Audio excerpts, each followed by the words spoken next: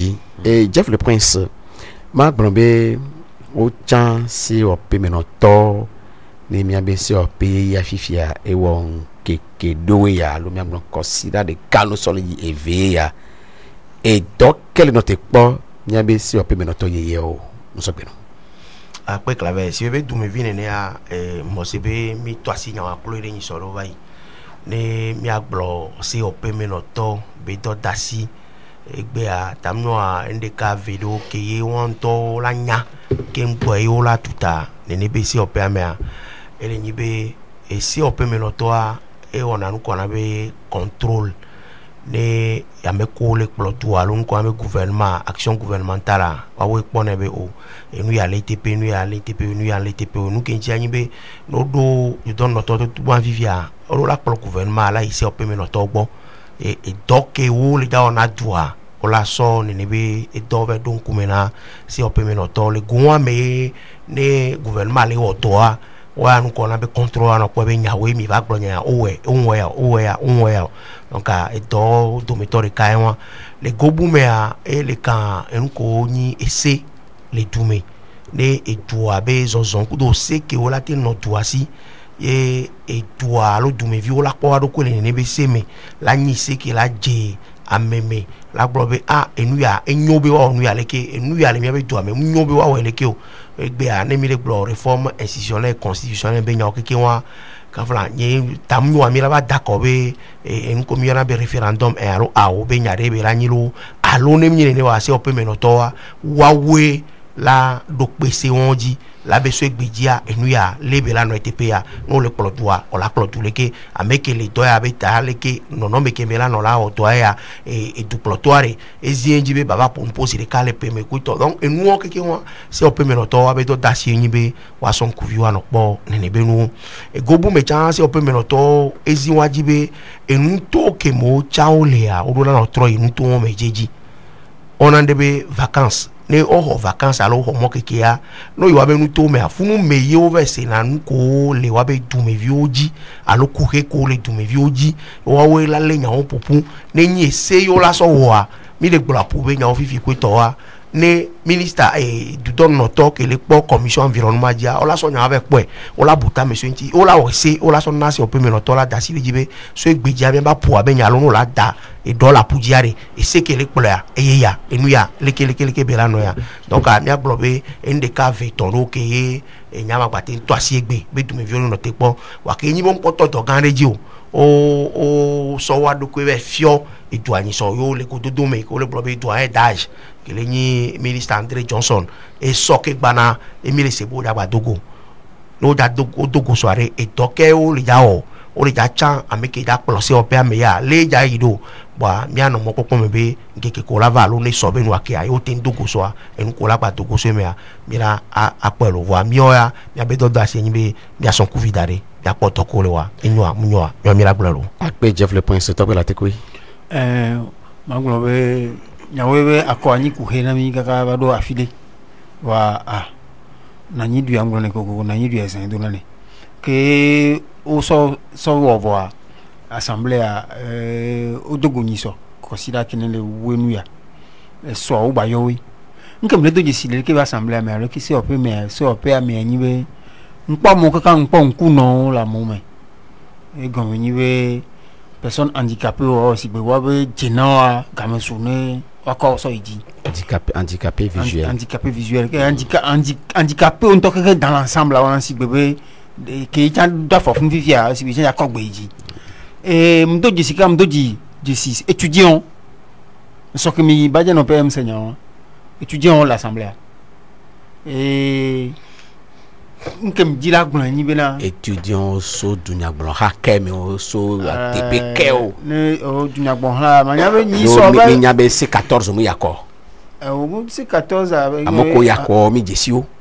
mi nya dunya gblon ha ko we yakọ alors ko we yakọ indépendant on la mo mi nya indépendant africain indépendant on bio nkuno avec la partie keme yaso UFC me besoy indépendant on be zuna UFC me besoy menade indépendant on tourne non mais là donc indépendant si we ni so antanja ni indépendant ni so antanja ni indépendant anya fi ken tanja so problème de l'india nga wa kwanye ole Nyo wa kwenyo. ah okay isha nkenjila gblan belade onambe no o sonwa dalomena mu nu mi we makpo alo mi we mi akpo ola we ro nu nkenjila gblan ya tam nyom ya sonwa ba konye me vire ni so ami we ho me juro ame pepe le mo le fie o ba to na mi wuja pour musique le enwa akofin place akofin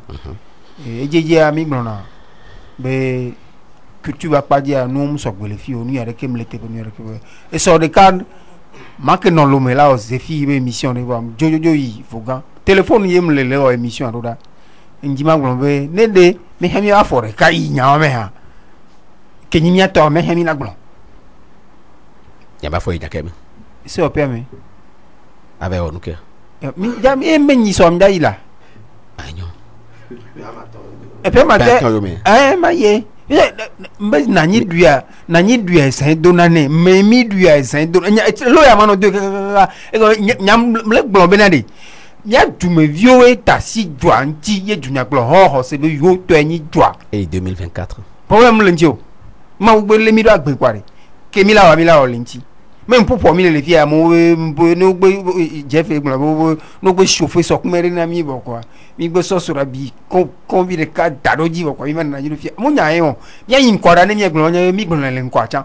ma gbon bi na de ame no na dume e ju nyina e se o pe me de ke le won mo se e na me no le troilo mo le sibele ke be le son sa mo ko mi de si ho to na ko to e ka na ho no na yo hina de ke wo ko asi agbe no tro e do la tro kaka la yin kwara Et trop la package. e tro ame bo ba no me Oh yi me ke o. nga mantolo wa jinkombe ni wa yi me ma on pa me o le si o pa me a Le bio nya se pou. 91 députés on gbo ya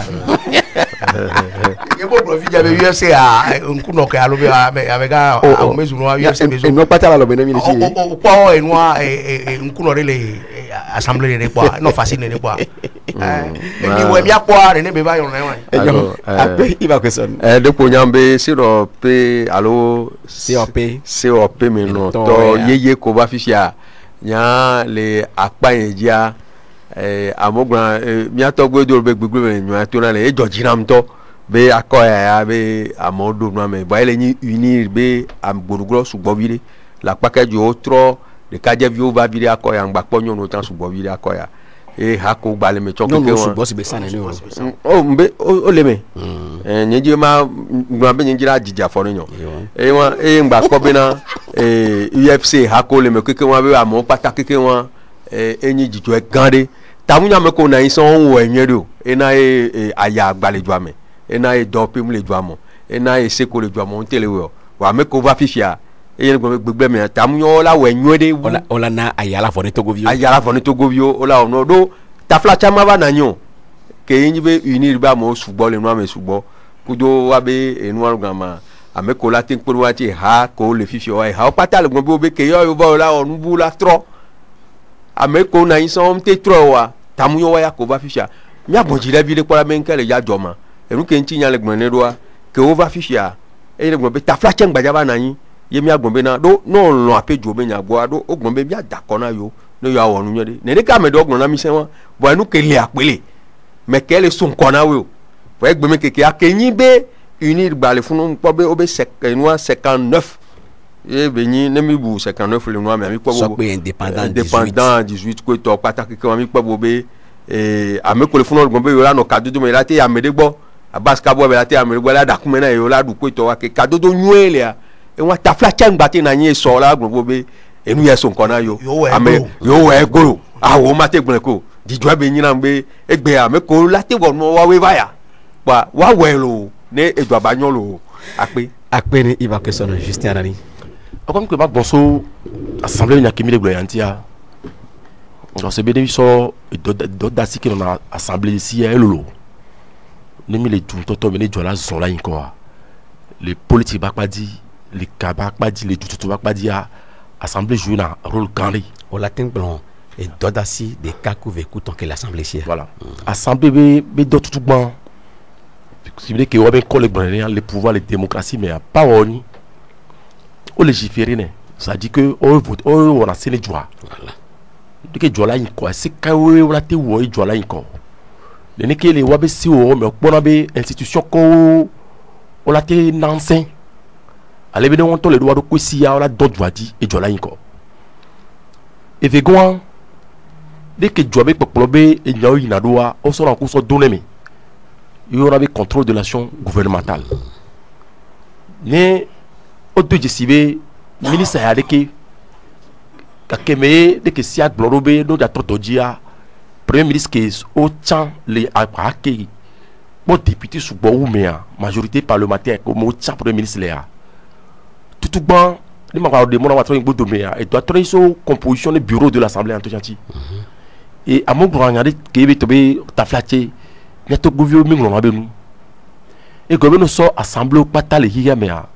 assemblée nationale be bureau est refléter les compositions que l'Assemblée a. Ça dit que les partis amateurs de l'Assemblée vont partie des cas de députés sous bol mais parti amateur qui va mettre dans le bureau de l'Assemblée.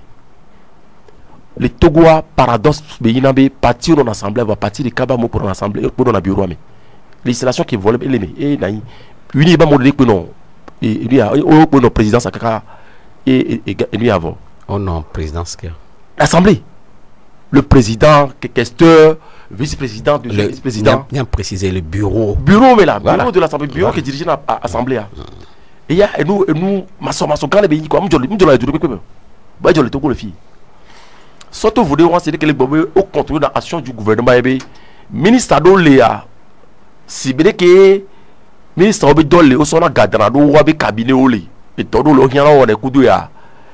on est mis les coups depuis un bon moment amo ko le pa ya obi gagbo do so dana do wa be cabinet o amulo na gadu go so na wato et comme ministre obi département ministériel pata keke wa be do ne vazebe o le kwebe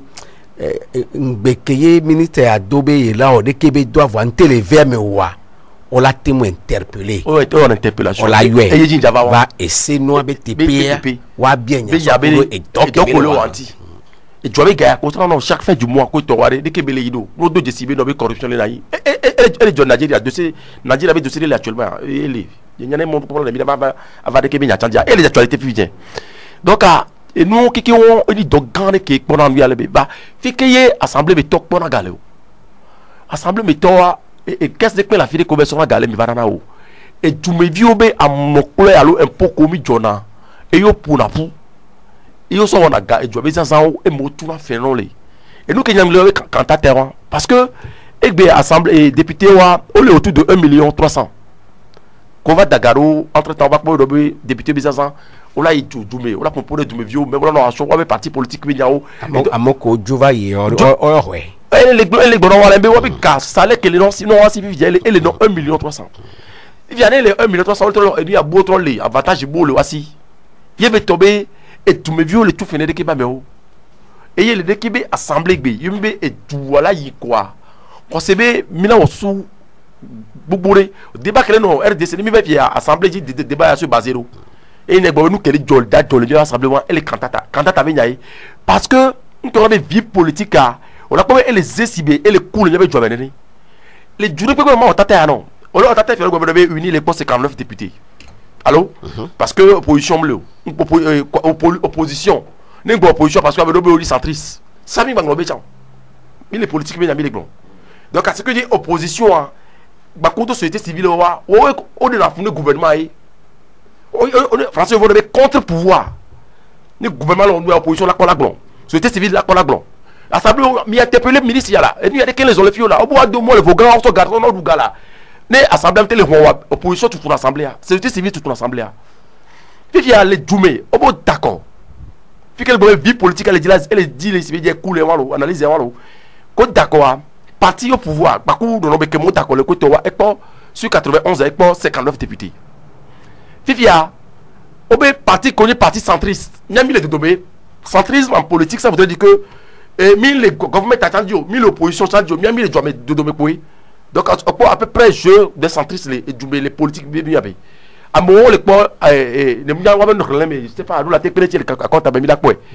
et puis à compte tabou que bateau un message d'acteur interrogation sur tia amedo pas mandré amedo pas ameton va te me vira de où amevé amedo va de cas voilà de ne wa beta tali wa fifia obe indépendant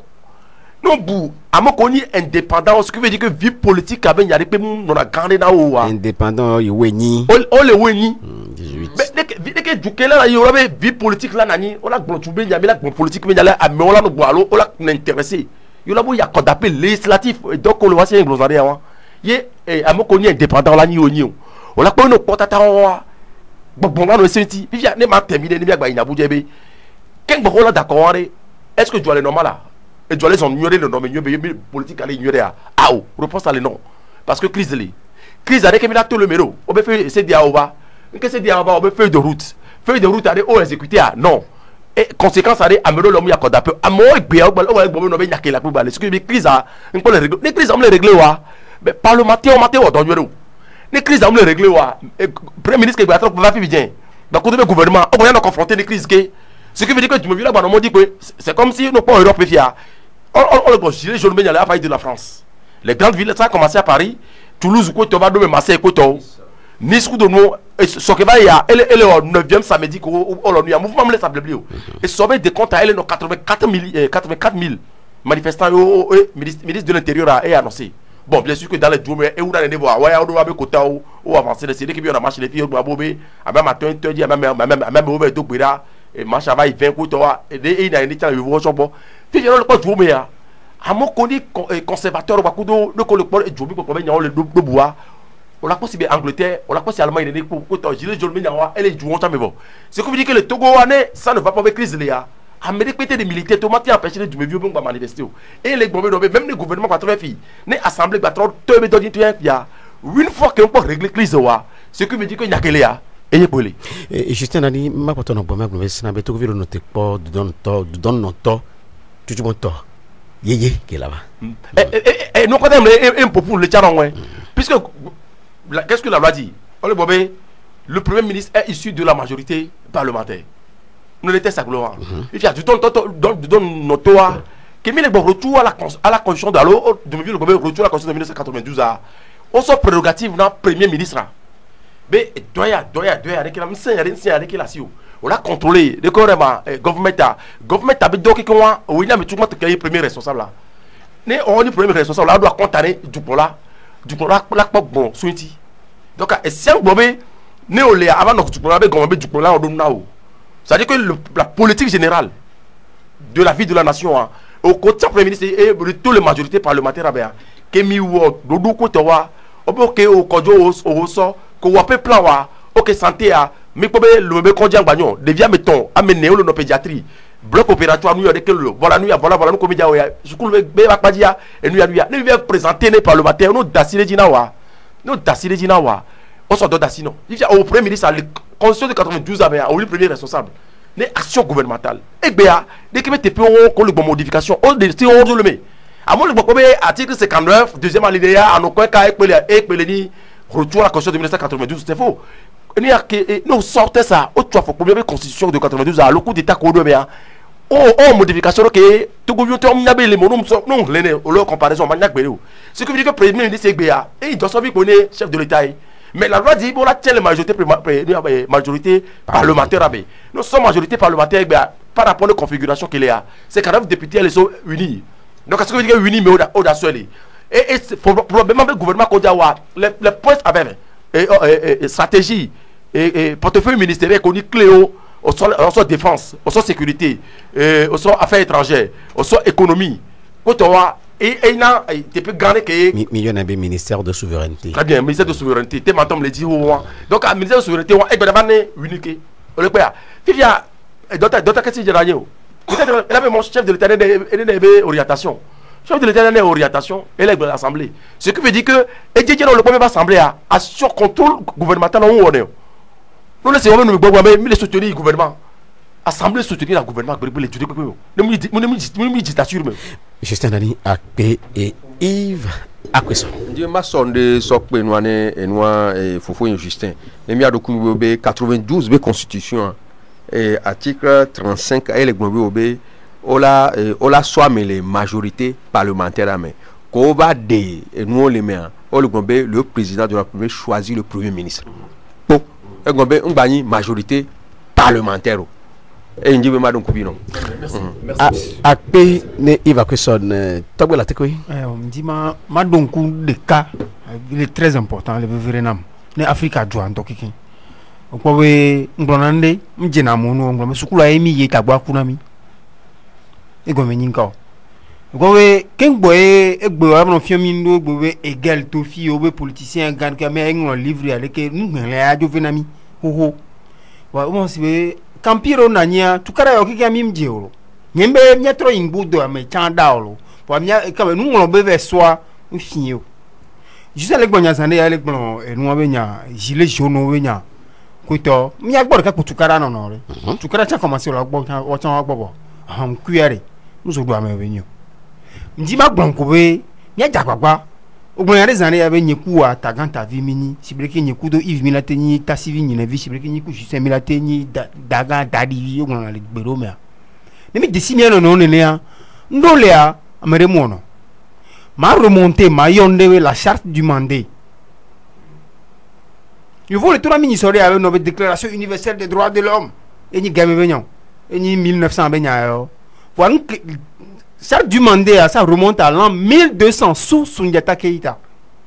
ka fla mo ta bon kuna ore bo ko jouer Déclaration en 1945. 48.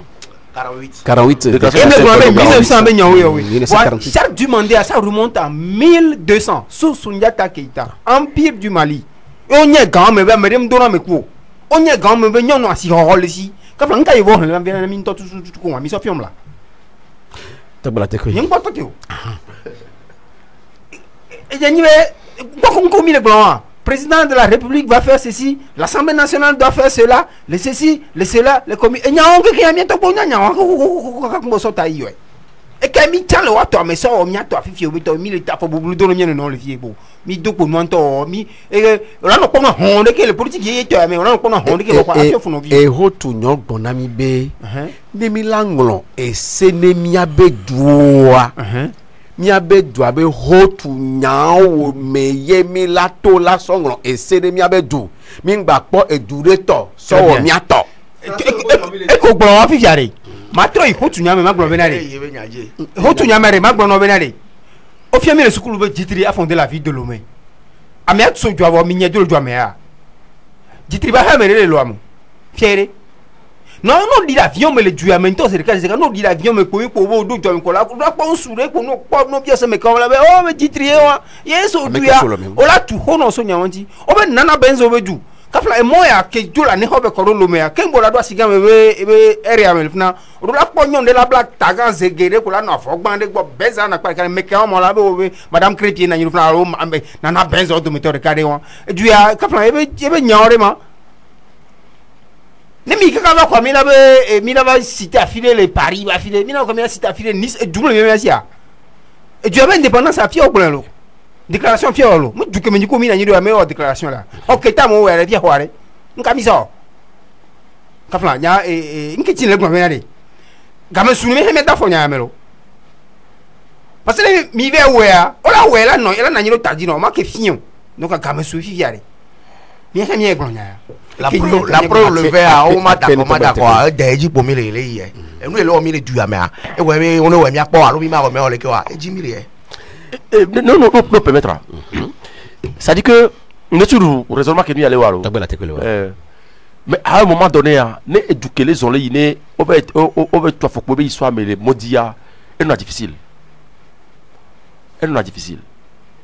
et donc les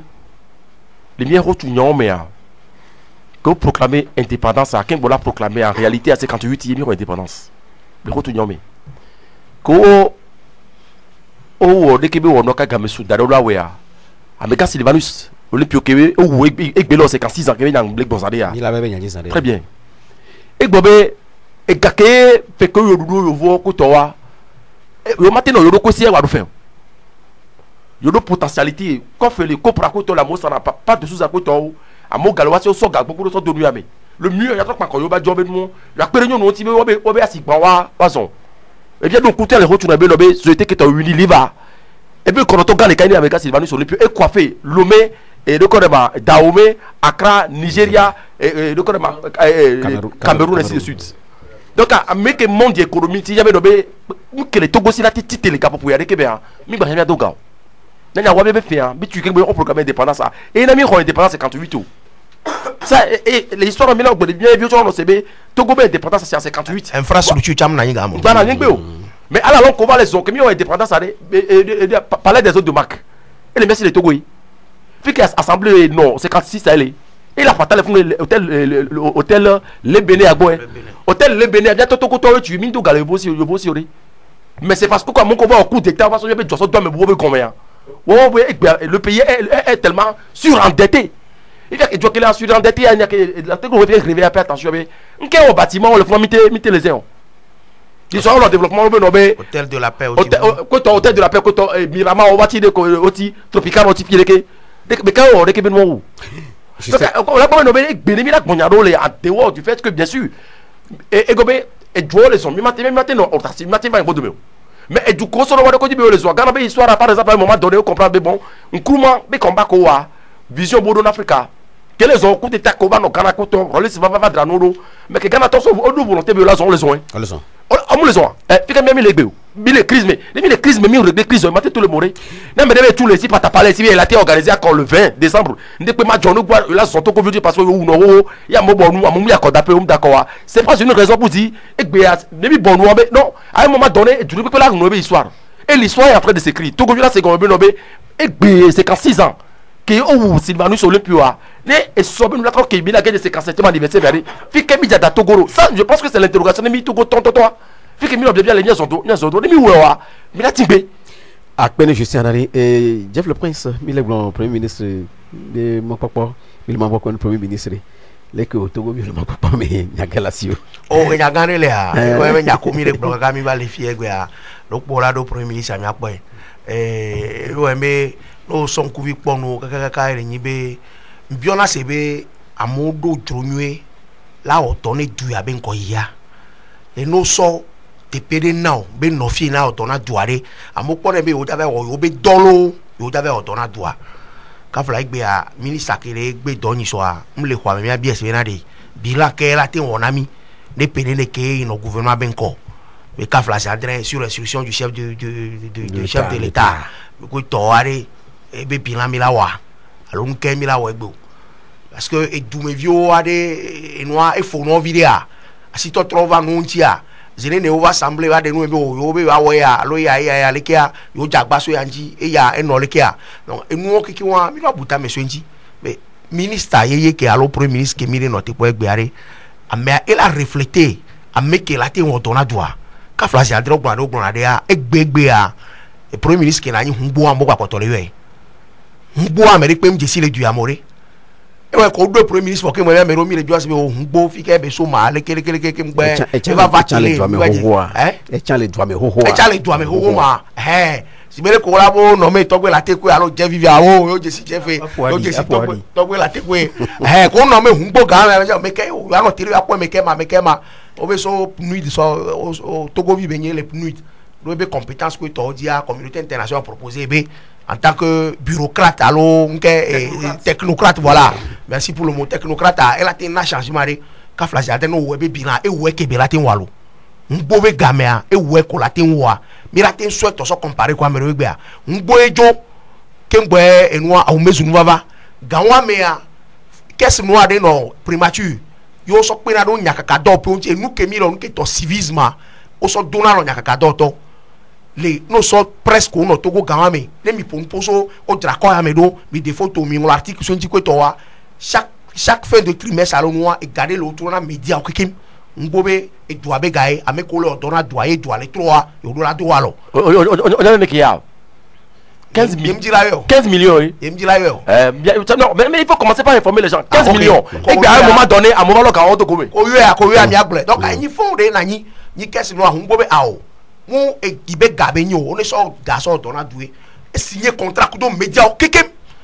si l'émission a mis sur le grand moment on est un bossé au contrat du BNK on doit soutenir cette émission on signe le contrat avec la radio les nebe au kudo radio le Togo pata kudo presse privée mo distinction ba mais on y est tato mais on est que formation na la journaliste les domaines de la communication et nous ebe o ga mais mi point ko ke va joare et ga fi ke beto ngba le va ya ele va me ya so we to personnel ya mi ngba montane o ngbo be game ya o bo le do mo la fi ko to wa mi pona ngbo do na bot so na kuku chona e débarquer na ro terrain ji pour an po via gawa mi ngolbe on a séminaire gouvernemental ye be va yona ministre de karika au compte rendu na portefeuille wale ko le o do adwa et noté na ministre ye mi sera note ye presse au relais ne on l'a délocalisé conseil des ministres aso inangbe to on doit tapa me ke pali me kwa fi o ga me ko to même temps forbe ga même temps baba o baba ore egbe are fi ken wo le na me de wo on boit forbe game a forbe game na me de wo nu e be jo ame buva o do la to me ba fo do me la wo be kamebu baba jo chan forbe baba wa o forbe apoto le hun bo be game e no forbe game hun bova e to ke be wo a fla ne ngba fona de ke mana rutina mo la homo ntocha mi po be so do adare mo reji e do volonté de la we wa ke be jo voare ame ko le ta me ve va no wa sia ka fla egbe a ya buta me so no ke kenji no la champ premier ministre ya mo se be du ploto ala buta me o don ku constitution be nyara misare a o be ye la champ premier ministre ngba ni be eno akpa ke me majorité be nyara ngba lo o pa modification la constitution 92 a mi we mi akpo a fi be programme mi ba do bula lo constitution 92 a me e comme il ya donc Togo ba ya mu 5 ans mu 10 ans mu forbe nya e kaka 90 ba ya ke me Togo violé et là il est kia et là non le kia et là il est kia et là non le kia e comme il kaka baba do fi egbe donc ade mi la buta me le so du antia na me ko la o dona dua yo pe bo sogbe a no jagba ne wa o dona dua ne wa cha me ke je a me la ti o do la ti o bilan Togo viola po be na de changement de va dua me et nous le trop le dua on sait bien mais ouais Togo violé notre polo ah Togo beto 3D amodo la filo le tonkanemia il va que sonne Togo beto 3 amebo la fide le dokanami donc entia enu gande midora nya madon kubine Jeff be 2003 ba koko da ye RSDD parti do yikoto ye parti politique do gbea e yo so changer Ari Olympio ebe ha e yo so changer constitution si balé ko gbon na mi awa pa mi apata kekeme agban ba pin na ya mi gbe na cho ba agban ba pin na mi apata politique be nya e mi ma don afono mi aga gbon be na afo am yinjira mi adon e ola mi aga gbon be na ameko yo na be edem kojoa muni kaflan ame vitu be nyo edem kojo iskuru kudo beje e iskuru kudo jusqu'à destin amo pata keke won oni président keke npo wa ame wa ba ho enua premier ministre de Togo a mi agun be na tutu e kan nyama mi npo mi on se ni pe gomo bo ho ame ko no na fi de dona no amo kun mo gbo be soja we tamu mi abio mi president abubuto abe ni soja ko le funu soja onya ho manto ke ye mi mate gbon dokita ba paji ya wa soja premier ministre soja premier ministre no soja premier ministre tamu yo nyala for Togo do kaplan o enya kele gbon ya edem kojo won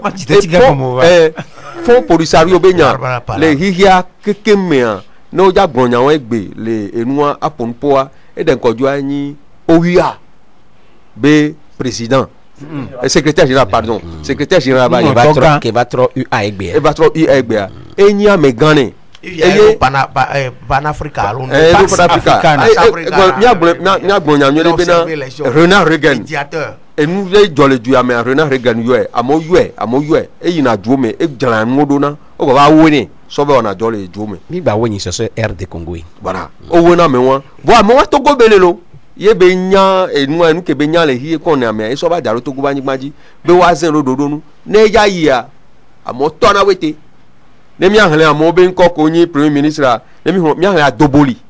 jeune adoboli e jeune adoboli a ho ma nya to gan be nye wa kebe ba duwe fi ya afi ebe le akobele do kebe be ya so ebe anyasan be ba le henya kwa mo le yo atabazi ayin to yan wo san ya mo gon be nu an bana mi agbo fi obe enu soja bi pe to to ko be bule funu na mi gbo nu le funu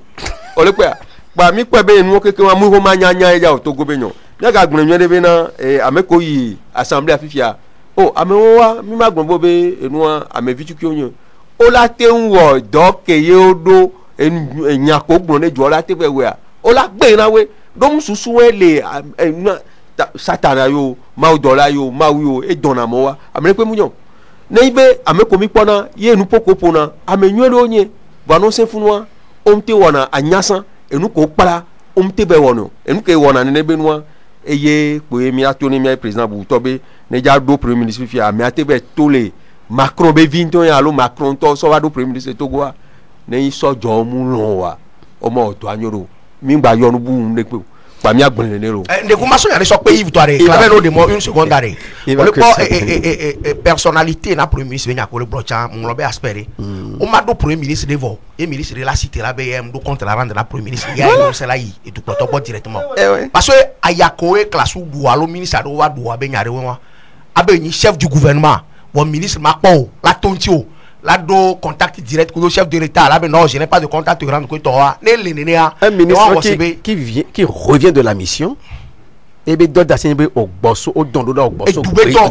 beji yo bova neni soja mais quel là do général d'armée et le garnison ni premier ministre là ne ba yi peto premier ministre Jeff Ndekukuro neni enwa mi agbo chef d'état major et premier ministre ye ministre de le ministre la triba ye be garnison à tout le bénin, je n'ai pas de contact te rendre.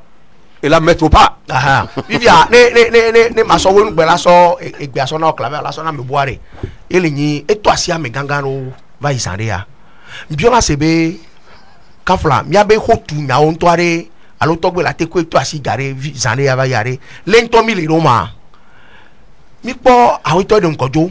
Edu ya be nya alo du ya be hotu nya o ma ten bleke o la ngolo be wa mere o. So gare me le politique to go be politique be nya o me a. Ame on gare pompo demi so amesiwe enwa nyinevi ame won to go be politique be ho tunyo me ko to wa e ba do gare me a o legbe no pa retraite politique jan o latin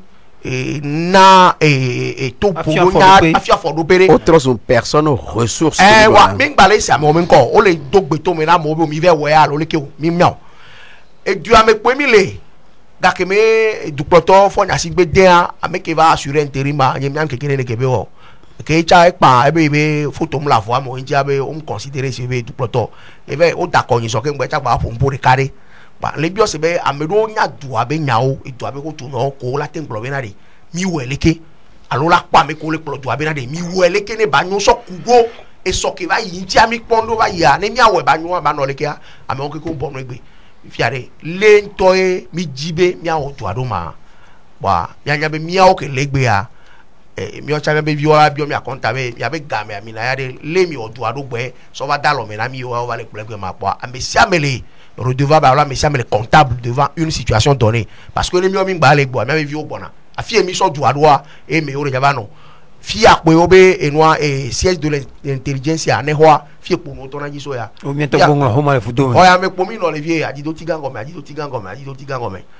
so émission ame ko le bene ra sur le grand baba le français gbe mi ah e kan be manana nya e nya ko bia so we no mi la do nya ntilo to no be dume nya claver de mon amour et ma so le Justin Thomas ma glo Justin le glo nya les aussi gbe vie politique à les coups man de kuku ne du ame vie o benade e mu camper que le canao mi ba nati gome ah un politique qui vient nyento c'est les radios nyenko to le nyento ko le télé puis vient vous nya jo le gonye ya mu nya que mi le glan et Jeff le bien nya de se benade nke mi jagbe dare mi vie o ma mo se be egbe o mi am ko le divi e vi ami le mi le projoa mi kana sem vi le coup de vie le hotu nya me le politique ba paji mi no tu o do vide gbone o ba so parce que gbogbo to no université de dia nyanya menene que s'inscrit en sciences politiques olo et le va ben américain be non abadu dubati de comme ka so jure me baba ko la train me no be egbo so school ya de que conférence nationale mi ko non tole on se diplôme non abi aïe oyo Jacoda va biore ma bon ya ma transition non pour tata qui bien on a ton vie intéressant c'est vraiment intéressant mais nyabi bigi di hutu ma hunya hutu nyabi nyado mele vivre no pour tata qui Jeff par rapport ne humbu fifia ne obatron igbo dobe par rapport ne nya ke il va que son bo fifia o la so soja so jabe nya la sin so wanti mama chuté fi coup de fifia et nous que dit ma brebe ne mi igbo dobe tout ma tel au les chocs où on va modifier constitution non c'est en 2000 au dé élection de 2000 ouais législative c'est parce que 98 à crise politique nani par rapport à avoir un abat comme maillot poto Jésus Olympio de 1999 à accord cadre de Lomé accord cadre de Lomé on la mettre en exécution yore quoi accord Jada après parti qui là et nous que jogam mais ba jolé et ba jopé yalo parce que quand signé accord de Lomé il est sous le gide de Améga François Mitterrand et comme Jacques Chirac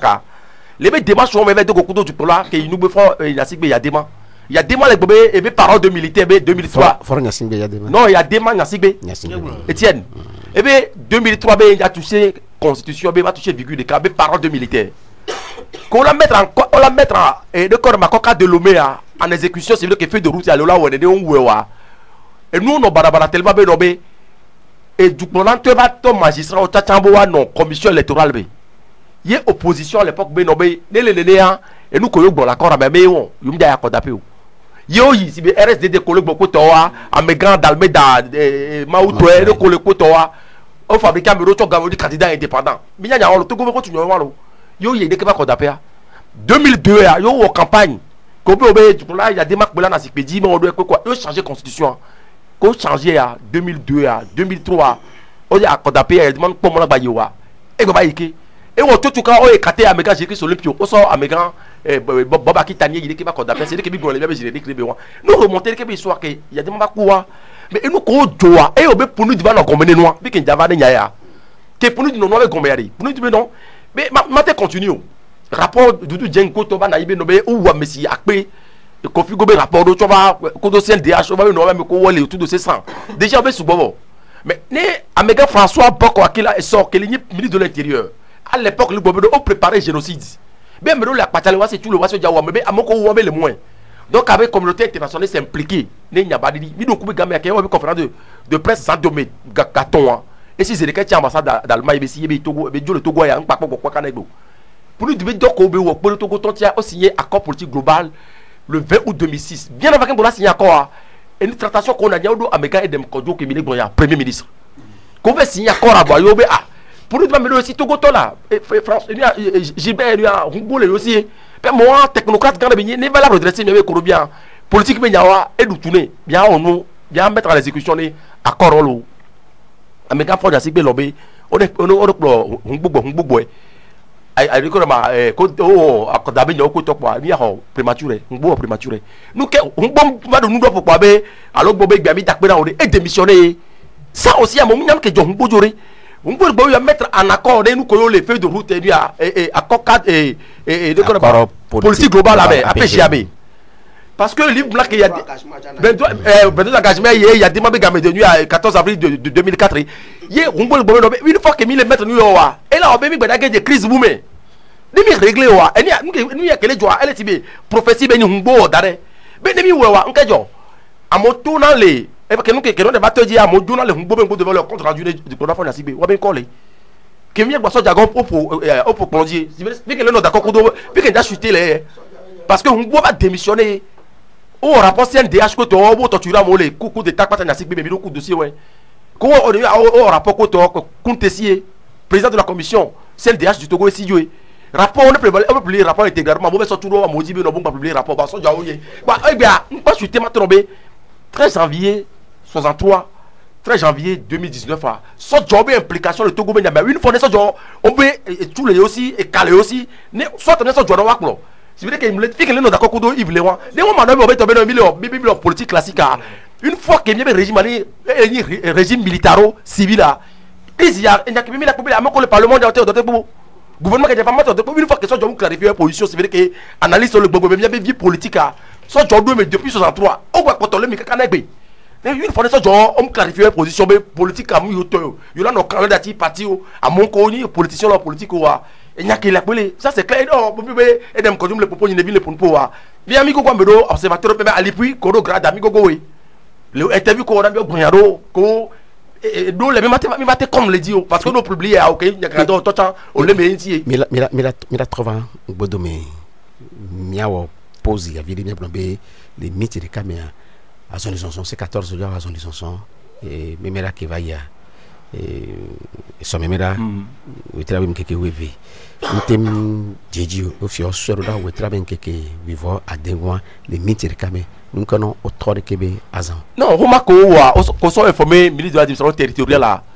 on le bobé yo ja son le lomé et puis ko ja to son la dit là o ngule de ko bo mame aso le de do ja jole de ko de ma ati dogome on l'a bordeaux Casablanca les collègues plateau et donc il y a Dieu les badou qu'un boy me a Dieu les records torti et dit comment à des 8 ben nommé donc à sorte vous devoir obé à moja sur le Togo ville gangan parce que Togo vieux azon nous va qu'on soit là ministre de la territoire c'est veut dire que si aglonné ministre avait réponse ça elle est bonne non ben pique au bois à me à son tour le loi be au son tour fuma be witira mandrin va au son tour fuma isa witira mandrin un tia on pomola zo fuma be no be be fi ko zo na gasaga be ko ba les on les sordé a odura le besime ato gakpoto be no na télé ji pa be church assemblée de Dieu be funu la son azon liolé va be intérieur du pays avait américain pomola zon les de que be de piamo et ja ko le soto le même la gbon de que be la signifie là yo na gododo yo gododo de deux à mon toi t'es motivé mes décisions toi tu à l'intérieur à donc il y a des pays c'est que c'est bloqué boyo qui là te permet de là attaquer décision bah les bobé nobé à moment sur le Togo mais nous là Togo je la zone mais né à mon la ne refait à son robe troyer né mon enfant be à son robe troyer donc il a combien bon avec le TPO donc il y a pas me dire que rapport de force là Togo je la toi on a pas datu donc dans ce cas que nous les derrière yo c'est ya Québec blanc puis il y a quelques bobé yo cité bilan de cas de KB ville ya mémoire sur le yo la prend yo be disposition yo prend yo be disposition yo la so no ke so do de ba se gomme be mati e gbe to go vibla zon to afrique le lomé la zon ça que yo dindo ko to wa eye ke gbon ya ko to yo sibi va fi ya gbe anu ke sia bebe la zon yo la zon donc yo so de ke ba so solidaro o tri ke mi la be ke we vo aden eye le ke be no bebe to go vibla zon la fi pata e le mangba so pe le nko gba de gomme de ya diaspora to ko wa mo ko to go vi ko le gbedia o to lo o le s'organiser puis bien balé ici 14 yo le créer grand mouvement mais comme il y a c'est le bien nous mais fa do bobo garder tu les parler mais ils prend position via nous ko le nous dire yo la bobo nous dire que les nous qui a nous c'est bien que dans le Congo yo si amide nous ka fait que ya yo bater on au de déclaration tout quoi et nous le le combiner de que report là 26 ça dès qu'il a le droit mais la pogne garder que les envoyer si à peine Justin Nani on est ma sokpe Justin toi et que chaye c'est 14 to na minya mi secha et le nibe o do ejesi mais les yobo marque au soro na ministre qui pona et nous to me nyogboa o marque au soro na san et dugan to go be dugan que me oda san solia yo notifier ne yo signifier ne to vo na lo me o bona be aneho mango tablibo le keke ka soyi ya to vo ne wa si we no va aneho be nous to me vivia enfant canton d'enfant la tin globé da marche donc organisation interne des préfectures a mais autre informé na yobe tout vona ne hobe marche que yoda wa enfant to chobe yoda marche lo donc ale goa mais au discuter na kudo autorité préfectorale et au s'entendre na do itinéraire dit wa yo reconnaître l'état que yo solo la ministre yo ko yo globé dans les autres villes du Togo yo me signifie yo be wa yo prendre acte be le que yo ngona o ma do san yo mbanglo e no do menene wa le gobu me le que yo na yo pona npo dana dona egbenu oji ko to wa o mu yo wa o ma ba so yo la vomi wa yo kwebe ne ne be noa kafla yo nya me responsable ne tobe ela baba he maso va ya gbe tobe vi la pa ja foku igwa nbe ola be o yo gbe yo wole ke a e won ne be nya yo la reporter ne be marcha ya le gobu me a le 26 be marche ko da glo be le ni mouvement gan ko to a bio ale ye gbe be na re c'est 14 a ele gba ele ni mouvement citoyen alo ele ni togo vi pata be bobo be le ni a ba le ni interrogation bu c'est 14 objectifs les cola ou feuille de route kaka eva nibe e plonchi no ko to c'est 14 kudo gouvernement allo unir ye panko parce que amero va hala no gare me be opposition c'est vrai opposition sous bon mille on les 112 allo 111 partis politiques le Togo wa c'est 14 a wa we so regrouper wa we no na planchi pour nanpo mi pe egbe are c'est 14 egba le a nyanya na ke mi le savoir news et l'informer wa be mettre chasona de o matobe ingba c'est 14 mo e anyi nya libi le discours kanyi so wa actuellement mi abe ha docteur savoir news doa o de article atobe e no abe mettre chasona be ingba le c'est 14 mo au même moment et Amegan Philbert Atiso et on analyse lo be yonto yo be ndeo abe wa be yo la buta me so yo ba so ronchi vivi le yo be stratégie ronchi parce que ndo jo ke ye mo pata yo la gbo kaka o va d'accord le 20 soir non so c'est 14 ou soit moi individuellement alors responsable de parti politique au carré be yo bio à Coquevin le 20 décembre soir ka flash adresse o la c'est version vous donc non so l'idée le ya lo mi so l'idée le va do carré mais on a été on a compté na zolia atropo benari le milatro la zolia doma donc Togo ne nyoa e ko Togo viole jilo wa ne mau de moi tamno 2019 a e ni Togo be nyonyo ya pata mi apode abe ba no ne mi ano emelo Akpe. Non, on peut mettre à 30 secondes. Ok, ma sokwe ya. Si vous mettez sur la position, par exemple, les interviews qu'on a accordé, dans Koroji, peut-être sur Kekedo ya. Elle est bobé nommé depuis que BP yo doit be nommé encore. Voilà, elle n'est que des prises de décision, elle est non contrainte. C'est 14 ans. Réunion qu'on va aller, qu'on va assister parce que à fort de léa, à me beaucoup de son soutibé. Et les hommes écoutent, on a rapport de l'autre bord. Maintenant, il faut appeler Chacha. Et les noms se passer, soit tout voler, par exemple, les Américains filmer à titre de position qui veut les prendre avec BA. Et bien, le diagnostic a. Et on va se filmer des positions par rapport aux négociations, on est d'accord. Filmer, non d'accord, mais filmer logique, mais bien par rapport aux critiques comme le BA. Bien sûr, tout le monde elle a le groupe, mais la poire qui l'a au droit. Il y a bien, c'est bien que le groupe a merdé, le corps, le port, il a réuni, le corps, le monde à tout. Parce que dans les dernières périodes, dans la machine, dans la réunion, on va mourir, visiter dans la les nouveaux mais les gommes nobé à mon côté de mondia population que les millions à mon c'est gommes nobé yola insurrection yola 200 journée datu wa mon côté on va nous que la jobé t'as mis en communauté internationale prendre position c'est vrai Cameroun les gommes on peut voir mais les Togo kakaye communauté internationale va prendre position et nous on par exemple là pour meeting ko et puis partir va voler quartier no mais ces derniers temps et on nous elle que elle a tellement fragilisé ou bien ce soit boire ne m'a terminé ebe nobe egbe nous kele na nyebe et nous ko schéma kele na nyimi de sia et ya soko nous ko mi to on a ça civil ko gbe code 1 devant na yi alors code 2 va na dire parce que en dehors de société civile wa parti politique au les et les que discussion les a dès que va mon on a continué la discussion en conseil schéma que mais au même moment min banglo be o marque c'est 14 dollars de toi comme de mettre chasona be et habe ni college c'est 14 à pour pas to le ngolo wa ma donc ko ji chabe mi no débat me kudo ahono ajamago ko to mi bie wa be nya ko to e be c'est 14 à mu vudu pa me be nyi o to vo be yo le du le buta me be yo no ale ke voa et amesia me le vovo me le be du nya bolhame be déclaration que dure abatin wo wane yo la wo de ole c'est 14 be ni comme ya yo pata yo la dasileji wa yo mhe mo na mede bebe idéologie le be parti politique en ba we e go wa me nda glo be tamu ame ko le to egbe ko ame ko lo be déclaration on ko bu mo le mo ko kwa na yin no le c'est 14 be o le ha me le c'est 14 me voa e dunya blo ha be ta do jinu ale be idéologie wa o ra te no respecter a eye wa egbe a mi le glo be ne o le chanson le agado afidari bia no te mi akwa e kenyo ne bia yin kwa wa mi le glo be togo be nyonwa e po togo vi o pata o le jiro Akpe ne Jeff le Prince akpe ne Justin Nani egbe consider que le ni wetirmo to le pe amebe keke we tongwan gbele wo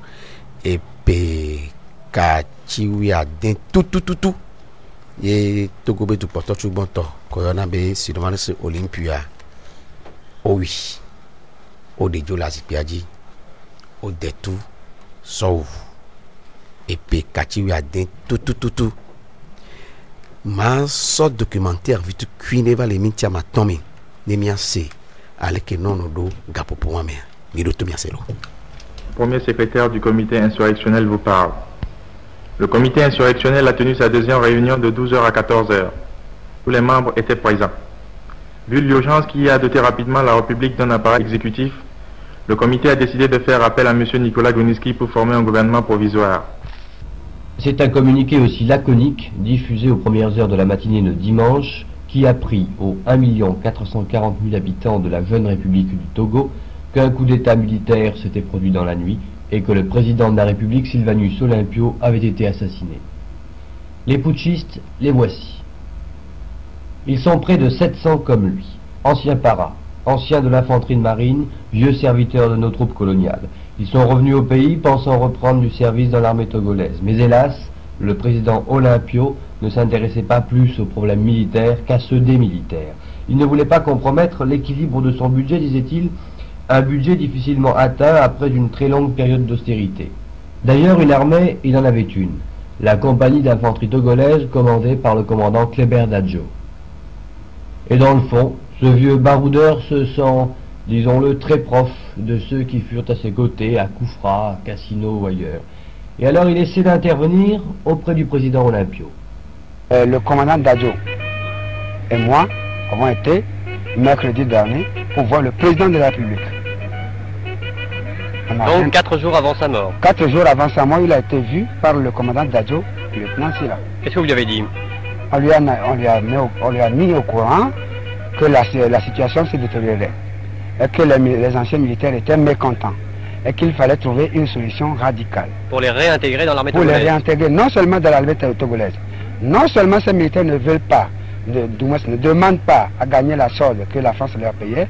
ils cherchent simplement à être casés, soit dans les eaux et forêts, dans la gendarmerie, aux polices, à Y avoir du à la travail, tout police. simplement. Avoir du travail, en un mot. Et 4 jours plus tard, à l'aube de ce dimanche 13 janvier, les anciens combattants prenaient le pouvoir. Tous les ministres sont faits prisonniers, sauf 2 qui s'enfuient au Dahomey. Et en fait, il n'y a pas eu effusion de ça, à dehors de malheureux histoire de notre vénéré président. Malheureux en ce sens que, au départ, il ne devait pas être tué, Vous deviez l'arrêter simplement. il je devait crois. être arrêté simplement, mais c'est le président qui a tiré le premier coup de revolver. Et puis il y a eu la riposte immédiate. C'est malheureux. Oui, c'est malheureux, disent les Togolais, qui sont des gens particulièrement paisibles. Et il est certain aussi que cette mort hypothéquera lourdement l'autorité morale de ceux qui l'ont avalisée. Cette maison était celle de Sylvanus Olympio. Il s'y trouvait le soir de sa mort lorsqu'on va le chercher pour l'arrêter. Trahi par son armée, abandonné par sa police, il chercha refuge chez son voisin, l'ambassadeur des États-Unis. Les 2 maisons sont adjacentes. Il avait 4 mètres à franchir, et alors qu'il poussait cette porte, aujourd'hui ouverte, il reçut 3 balles dans le dos. Il a été enterré mardi après-midi au Dahomey, son pays d'origine. Il y avait là sa femme, sa mère, sa fille, ses fils,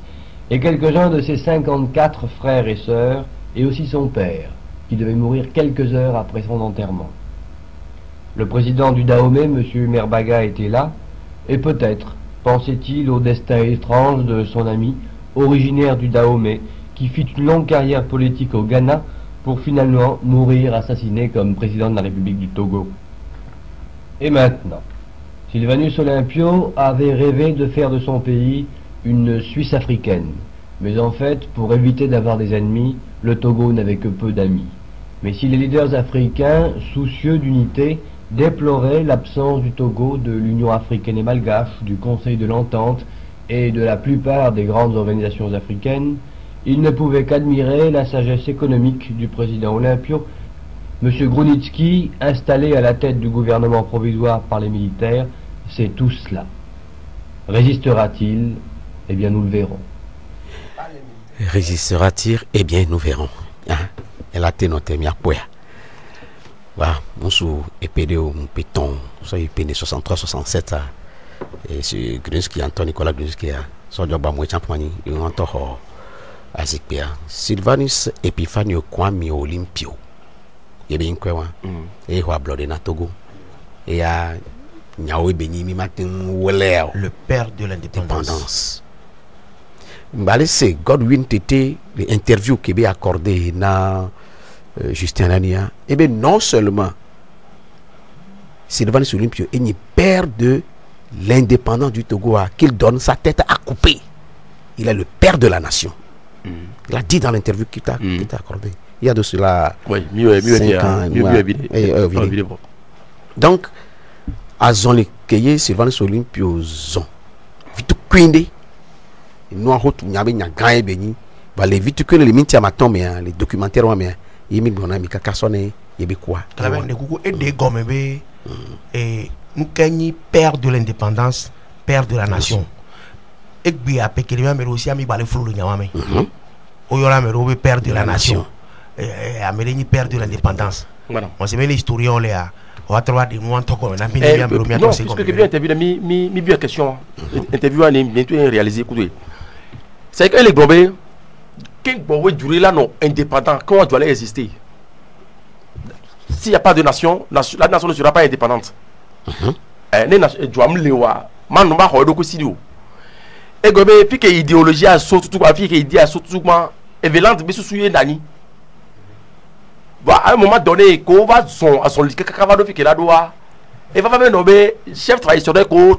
osso le nord à côté wa. Bien sûr que français osso maman do nous me côté wa. À un moment donné, avec bébatons ou des cas, si tu as combat qu'on devait ouer, à contacter mon vélo, l'on bani Evelando, Togo la rablodé. Donc à combat on veut les Nations Unies, Bakudo, Américain, pas de sous-à, paix à son âme aussi, qui est financé des Québec indépendants, ça va pas Bogotoa. Donc on va reconnaître que les nations togolaises existent. Donc, au même moment qu'il est l'indépendance de Djoa, il est le père de la nation et le père de l'indépendance. Donc, explication que bien mis les Québécois bien. Akpe Justin, toi la tekoi. Ndi maglon we toujours ba maglon we il n'y a que mis c'est documentaire qui mis c'est fifia. Pas blon lentilo. Ouais, il y a l'indi. Mia de ara parka. Oh, je l'ai dit. Et vegon fi que ndi ma yani be Justin le blon nation benya. Sokuro il n'y a que Jeff Bios yanti. Ma donc couvé 86 7 8 mai que nya mi school le dapangoa. Nemi le do gangbele dapangoa. Dapango vio yona mi be angona 86 7 8 egbea no totoro 5 sebe dendi ya do Burkina Faso mais no de gangbea mais me la do ntino mi do ta nation be nyame bo ma don kube 80 américain yo seto be langue nationale a me fele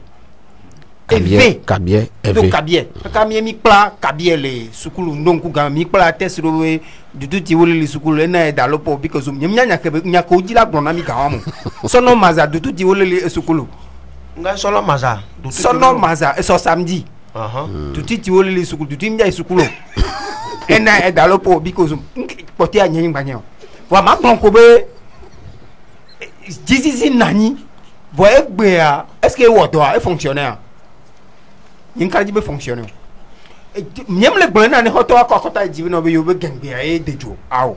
wa jizizi ke banyini mi achambe ne funda to se nya no bi ko le ji he o se nya be gbe a o le do parce que egbe no konkume to tero game mi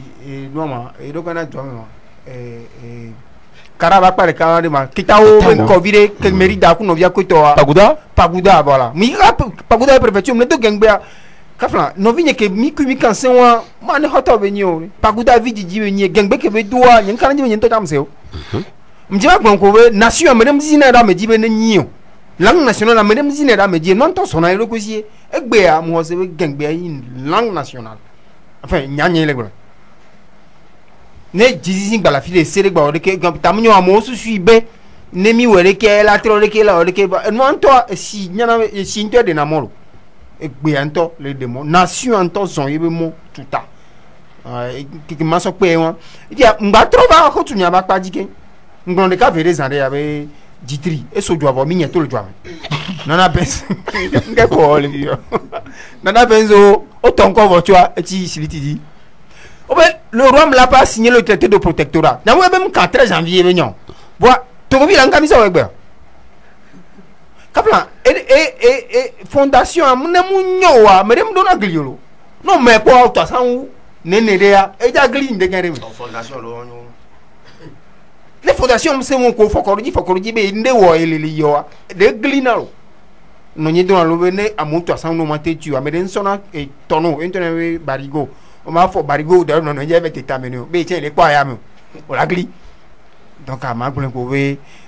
63 2019 a mo se be gbebe nkeke a Jeff Blazarea no le doit pour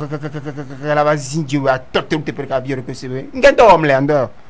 a biero ko se a pompo to me a pompo a kwa haji ko be azon le ade nko agba hen ma ya alo ma ja si pere ma na nyi da fide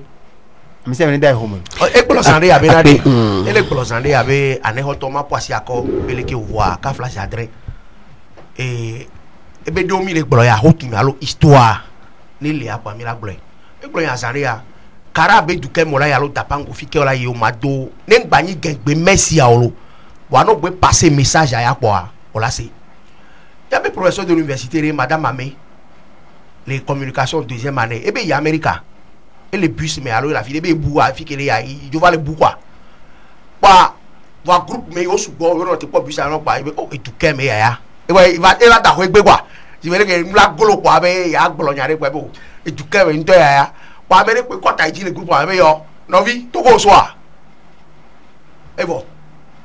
ipo hona meto ame ale to asa e du ke me ya ke gble pa me ase message abe yo e bi o je ka be to go so a ye be o to go so wa formation de wa il raté be bus a fi le o ame va diriger kaka yo on go là donc if you be no le ya naturellement ya o s'imposer na nami ke moi me zina me jibe wa we ele du moi me a e be to go vi o le jiga o do fiose le do be Africa muso fiose abe nko wa do America be du egbe a be fiose le be Africa muso ke na Africa vi ko le America keke wa o da do ademe o da do découdé si o le di do vi o nu keke wa comme on le di o enu no ifu no la pe donc e fio be kesi no ngwe le miasi ke le ni hotuna